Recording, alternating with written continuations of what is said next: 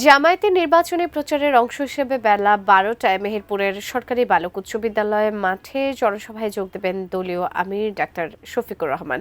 সকাল থেকে বিভিন্ন এলাকা থেকে জামায়াতের কর্মী সমর্থকরা জড়ো হচ্ছেন। সেখানে বিস্তারিত জানাতে জনসভাস্থল থেকে সরাসরি যুক্ত হচ্ছেন প্রতিনিধি জুলফিকার কানন। জুলফিকার, কি অবস্থা এবং জনসমাবেশের প্রস্তুতি, সেই সাথে কর্মসূচি সম্পর্কে আমাদের জানাবেন।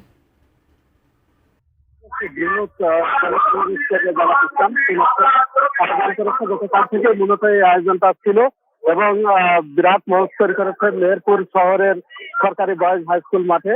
এখানে প্রধান অতিথির বক্তব্য রাখবেন বাংলাদেশ জামাত ইসলামের কেন্দ্রীয় আমির ডাক্তার শফিকুর রহমান সহ শিবির এবং কেন্দ্রীয় নেতৃবৃন্দ থাকবেন। সেই সাথে এনসিপি সহ অন্যান্য দলের 10 দলের জোটের যে নেতৃবৃন্দ তারাও রয়েছেন এই মঞ্চে। অলরেডি শুরু হয়ে গেছে বেলা সকাল 10টা থেকে, এখন চলছে। এখন অপেক্ষায় আছে মূলত প্রধান অতিথির জন্য।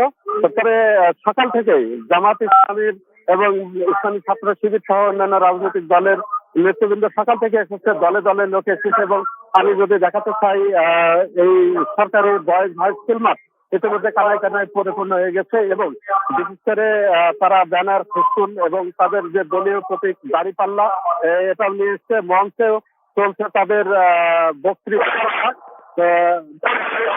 এখন শুধুমাত্র রয়েছে তাদের আমির ডাক্তার শফিকুর রহমান এবং নেতৃবৃন্দের জন্য।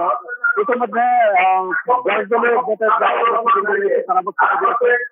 এখানে আইন শৃঙ্খলা পরিস্থিতির জন্য প্রশাসনের পক্ষ থেকে 3 স্তরের নিরাপত্তা বলয় তৈরি করেছে এবং জামাত ইসলামের পক্ষ থেকে তাদের স্বেচ্ছাসেবীর মাধ্যমে তারা বিপুল স্বেচ্ছাসেবী মোতায়েন করেছে এবং তারা নিরাপত্তা বলয় তৈরি করেছে।